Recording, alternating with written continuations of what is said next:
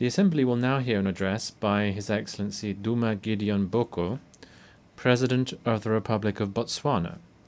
I request protocol to escort His Excellency and invite him to address the Assembly.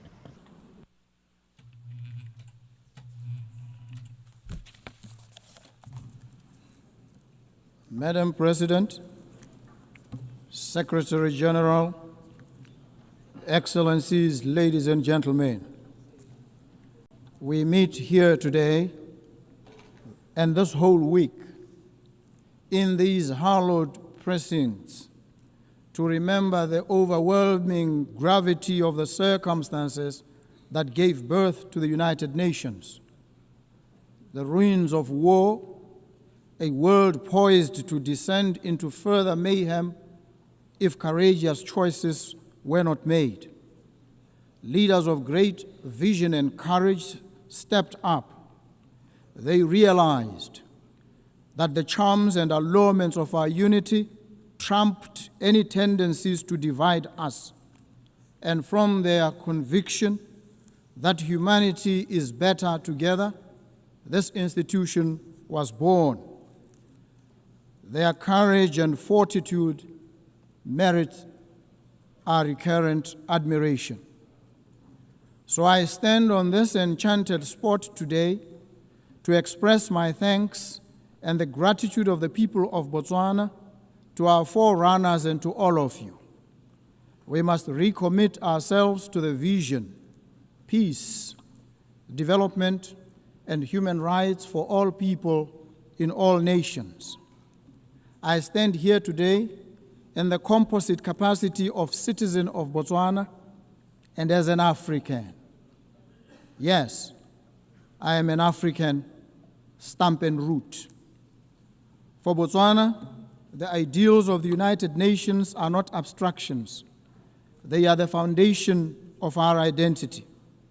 Since our independence, we've sought to embody democratic governance, respect for the rule of law, including an international rule-based normative order, and the dignity of every human being. We reaffirm today our commitment to the Universal Declaration of Human Rights and to advancing equality, including the protection of indigenous peoples, women and youth within our borders and across our region. Yet we also acknowledge that the pursuit of justice is an arduous journey. My administration has pledged to reform and strengthen institutions, enhance transparency, and root out corruption. We do so not for accolades, but because our citizens deserve governments that serve them with integrity. We are on a quest for integrity in African leadership. Excellencies, Botswana has been blessed with the gift of diamonds. For decades, this resource has financed schools, hospitals, and infrastructure. But today, we confront the fragility of that reliance. Diamond markets fluctuate. Our people's needs do not recede. Our vision is clear: to diversify our economy, empower our people, and create resilience. We invite global partners to invest in renewable energy, technology, sustainable agriculture, and value-added industries. We extend an open hand to businesses, innovators, and institutions ready to walk with us on this journey of transformation. Botswana is a semi-arid country. Our people know the meaning of drought. We know the anxiety of scarce water, of crops that wilt and wither under a relentless sun, of livelihoods eroded by forces beyond our control. Climate change is not a distant threat, it is a present reality. That is why I've joined the Global Center for Adaptation, because adaptation must be at the center of sustainable development. I call on this Assembly to scale up financing for climate adaptation. Let us invest in water infrastructure, early warning systems, and climate-smart agriculture. let us ensure that the promise of the Paris Agreement is not confined to paper, but realized in the lives of farmers, of herders, and children across the global South. Earlier this year, Botswana faced an acute shortage of essential medicines. This crisis exposed not only the vulnerabilities of our supply chains, but the wider inequities of the global health system. Access to medicines is a human right, not a privilege. We call upon the United Nations, international financial institutions, and the private sector to work with us to build resilient health systems.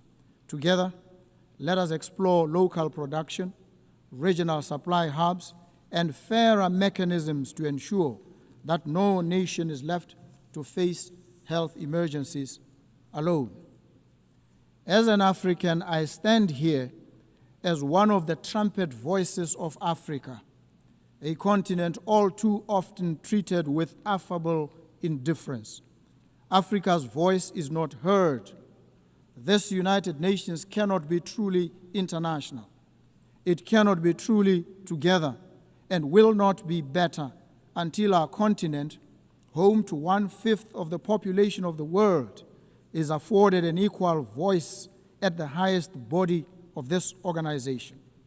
Friends and partners in the Permanent Five, it is time to make good on your promise to a continent.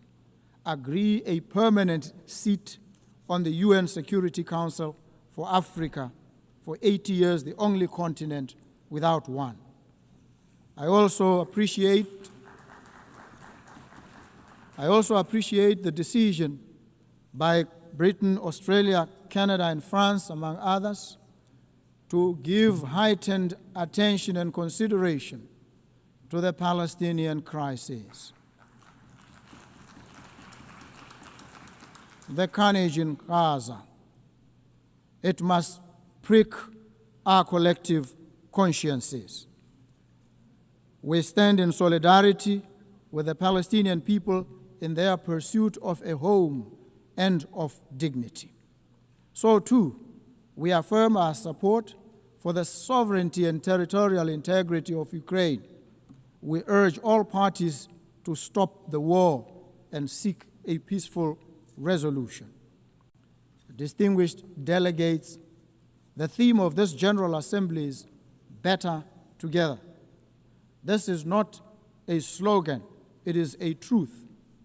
We are better together in combating pandemics, better together in adapting to climate change, better together in securing peace, and better together in ensuring that human dignity is not a preserve of the few, but the inheritance of all. Let us therefore recommit ourselves to multilateralism, not as a matter of convenience, but as a matter of deep necessity. For none of us can weather the storms of this century alone. As Botswana looks to the future, we do so with humility, but also with determination. We stand ready to contribute, to partner, and to lead where we can. Together, let us ensure that when future generations mark 100 years of the United Nations, they will say of us, they were a generation that turned words into action, promises into progress, and hope into reality. I thank you. Thank you so very much.